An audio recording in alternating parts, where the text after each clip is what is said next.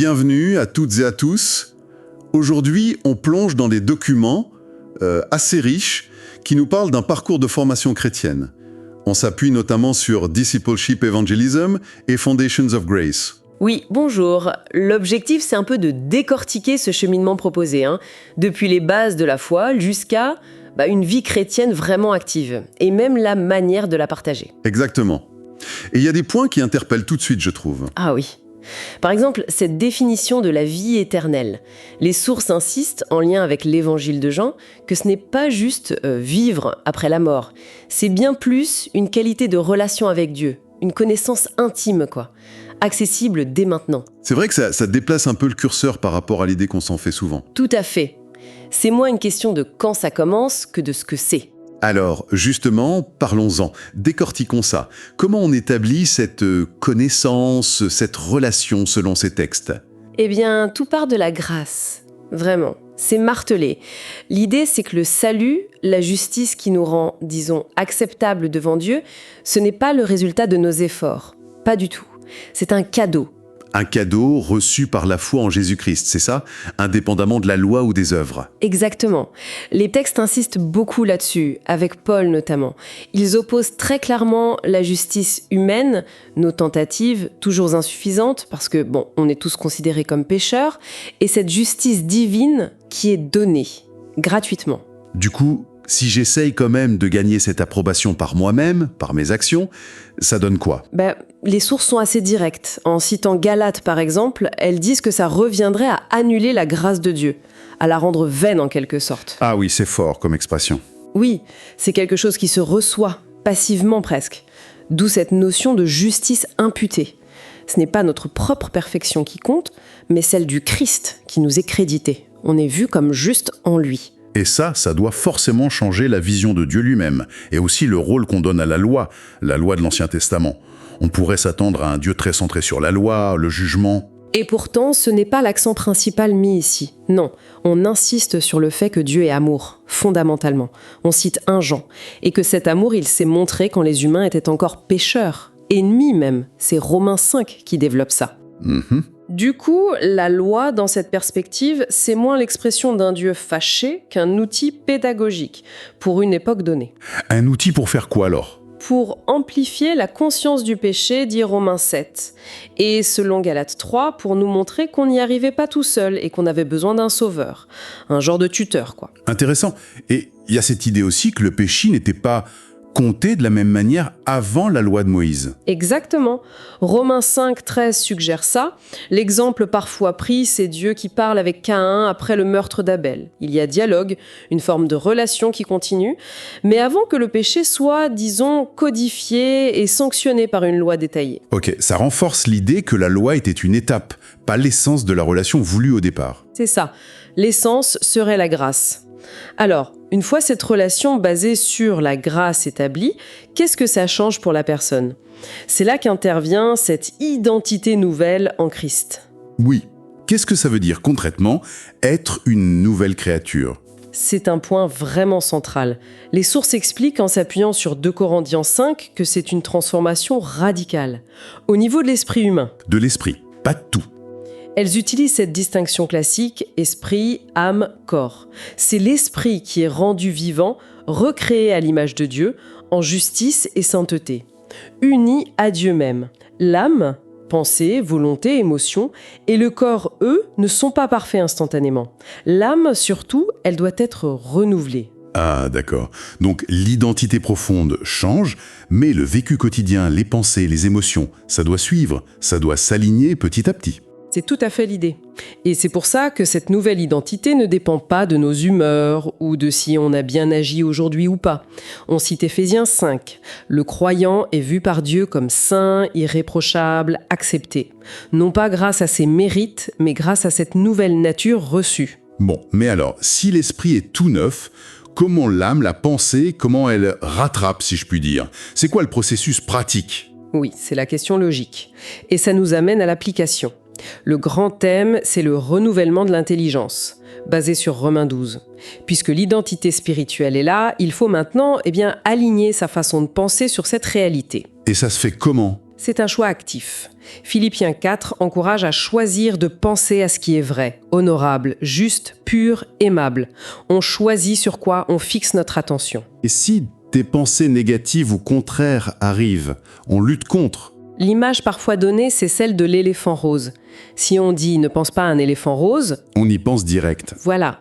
Donc l'idée, c'est pas tant de résister frontalement, ce qui peut renforcer la pensée, mais de la remplacer activement par une pensée qui vient de Dieu, basée sur ce qu'il dit dans les Écritures. C'est une réorientation mentale, en fait. Ok, choisir activement la bonne fréquence de pensée en quelque sorte. C'est un peu ça. Et penser selon l'esprit, selon cette nouvelle nature, ça mène à la vie et la paix, dit Romains 8. D'accord. Et en parallèle de ce travail intérieur, on parle aussi d'autorité du croyant. C'est lié à cette nouvelle identité, j'imagine ? Oui, tout à fait lié. La perspective est la suivante. Dieu aurait donné à Adam l'autorité sur la terre. Genèse 1, psaume 115. Mais par la désobéissance, Adam aurait en quelque sorte cédé cette autorité à Satan. Celui que Paul appelle le Dieu de ce siècle. C'est ça.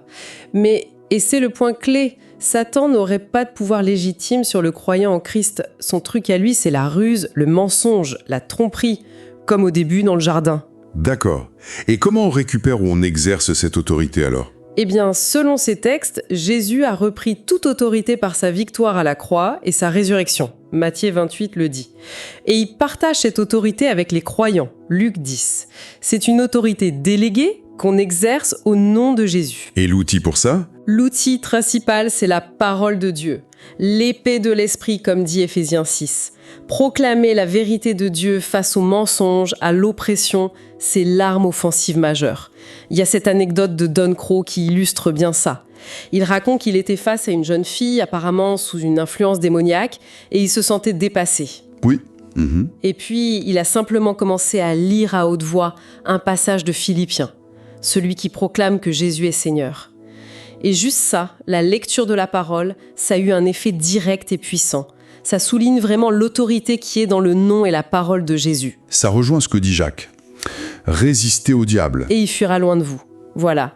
Résister, c'est refuser le mensonge et s'appuyer sur la vérité de qui on est en Christ. Et cette autorité, est-ce qu'elle s'applique aussi, par exemple, à la guérison physique ? C'est souvent un sujet sensible. Quelle est la vision ici ? Oui, c'est abordé.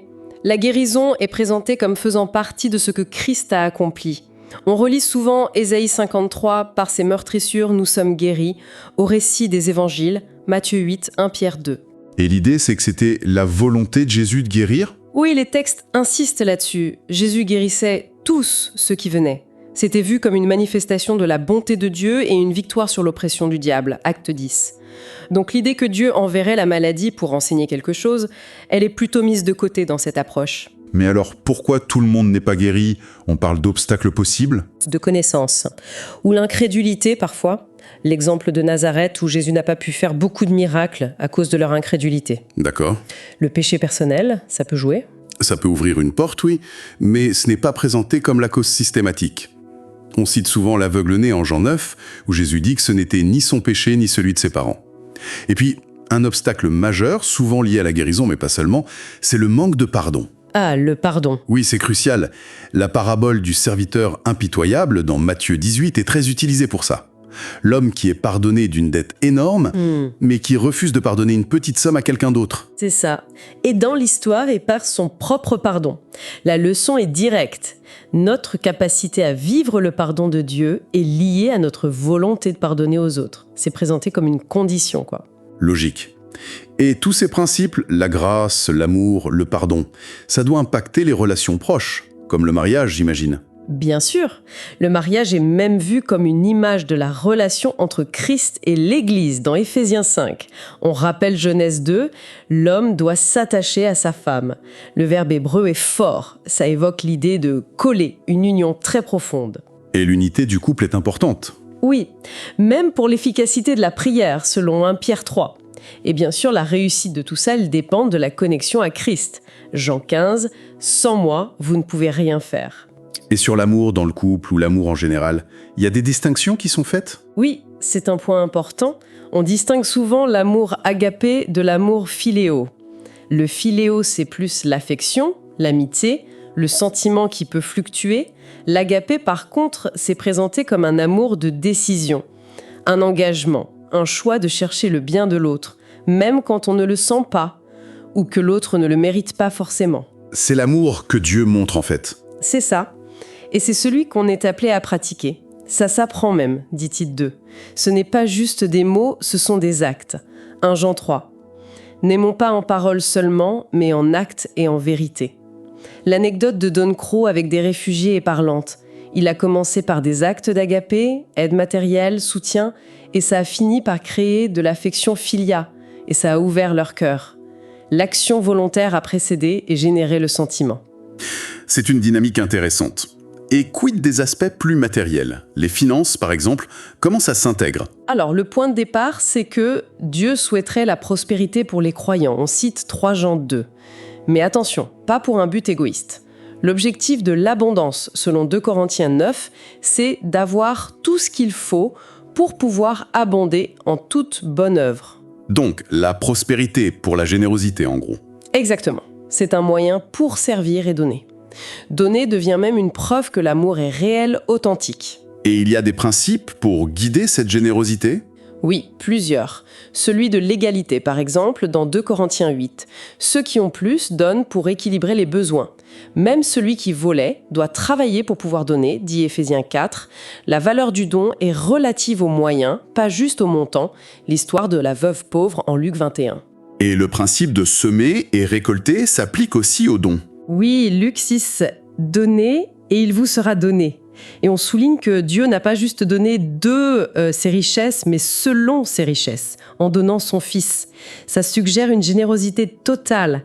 Et Proverbe 19 dit que donner aux pauvres, c'est prêter à Dieu. Bon, on a vu l'identité, la pensée, l'autorité, la guérison, le pardon, les relations, les finances. Tout ça semble nous amener vers une étape suivante, l'implication vers l'extérieur. Comment on passe de la foi personnelle au service des autres? Oui, et c'est la suite logique, de recevoir à transmettre. Ça commence souvent par ce qu'on appelle parfois le flot divin. C'est laisser la compassion de Dieu agir à travers soi. Comme Jésus ému de compassion avant de guérir. Exactement. Matthieu 14. L'expérience de Don Crow, qui ressent une forte compassion pour quelqu'un et le contacte, est une illustration. L'idée, c'est que chaque croyant reçoit des dons spirituels. 1 Pierre 4, 1 Corinthiens 12. Des capacités données par Dieu pour servir les autres. Et ces dons, ils sont variés, j'imagine. Ce n'est pas que des trucs spectaculaires. Ah non, pas du tout. Les listes dans le Nouveau Testament sont très larges. Paroles de sagesse, connaissance, foi, guérison, miracles, prophétie, discernement, langue, interprétation.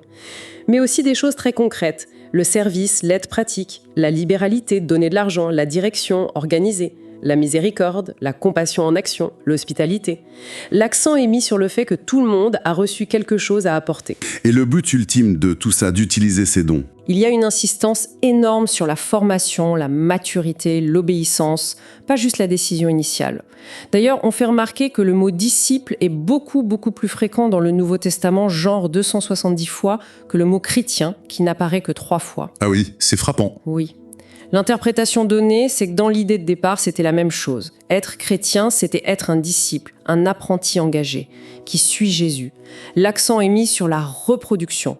Former quelqu'un qui va pouvoir former quelqu'un d'autre. Une sorte de multiplication? Qui forme 2, par rapport à des conversions de masse sans ce suivi en profondeur. Mais être un disciple comme ça, engagé, ça doit coûter quelque chose, non? Ah oui, clairement. Les textes n'éludent pas ça. On cite Luc 14 qui parle du coût d'être disciple. Ça demande un engagement total. Christ doit passer avant tout. Famille, l'expression haïr, est interprétée comme une question de priorité absolue, pas de sentiment. Bien matériel, renoncer à tout. Ce n'est pas présenté comme une option light. Et du coup, la foi qui sauve, ce n'est pas juste un oui dit une fois. C'est une foi qui persévère, qui produit du fruit, des changements concrets, des œuvres qui montrent que la repentance est réelle. Acte 26, Jacques 2. La persévérance comme preuve d'authenticité en somme. C'est un peu l'idée, oui, en s'appuyant sur des passages de la première épître de Jean. Si on dit connaître Dieu, mais qu'on ne garde pas ses commandements, ou si on continue à pratiquer le péché volontairement, ou si on n'aime pas les autres, Jean remet en question l'authenticité de la foi. Concrètement, comment on s'y prend pour faire des disciples? C'est quoi l'outil privilégié? Un outil clé qui est mis en avant, c'est le témoignage personnel. On prend l'exemple de Paul qui raconte son histoire plusieurs fois dans les Actes. Son histoire de conversion. Oui. Une approche pratique suggérée, c'est le prayer walking. Aller vers les gens, offrir de prier pour eux et si ça s'ouvre, partager son propre parcours avec Dieu. L'histoire de Don Crow avec sa fille née sans vie et revenue à la vie par la prière est un exemple fort. L'idée, c'est que chacun a une histoire. Exactement. Même si on pense que la nôtre n'est pas spectaculaire. On peut même partager l'histoire de quelqu'un d'autre. L'important, c'est de la connaître, peut-être même de l'écrire, de s'entraîner à la raconter simplement. Et ce travail de formation, c'est pour tout le monde ou juste pour les leaders enseignants ? Non, c'est un autre point essentiel. Le ministère, y compris faire des disciples, ce n'est pas réservé aux pasteurs, aux apôtres, etc. Éphésiens 4 dit que le rôle de ces leaders, c'est d'équiper les saints, c'est-à-dire tous les croyants, pour l'œuvre du ministère. Donc, c'est l'affaire de tous ? Oui, l'exemple de l'Église primitive est souvent pris. Quand il y a eu la persécution à Jérusalem, ce sont les croyants lambda qui sont partis partout et qui ont prêché. Les apôtres sont venus après pour consolider. Ça peut s'organiser de manière très pratique. Des équipes avec différents dons. Certains enseignent, d'autres aident matériellement, font la cuisine, gardent les enfants, assurent le transport pour les nouveaux, d'autres prient spécifiquement. L'idée de 1 Corinthiens 12, chaque membre est différent, mais chaque membre est nécessaire.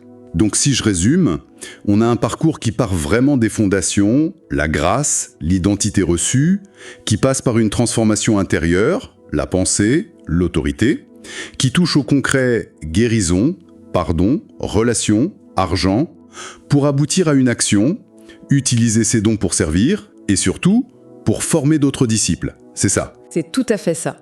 Ce qui est frappant, c'est la cohérence, la logique interne. Chaque étape prépare la suivante. L'objectif, c'est vraiment une foi mature, personnelle, mais aussi contagieuse, capable de se reproduire. Un modèle très axé sur la croissance et la multiplication. Et ça nous amène peut-être à une dernière question pour la réflexion. Tous ces textes insistent tellement sur la grâce, ce cadeau, sur une identité qui ne dépend pas de nos performances, de nos erreurs. On a parlé de justice imputée, d'être vu comme saint en Christ.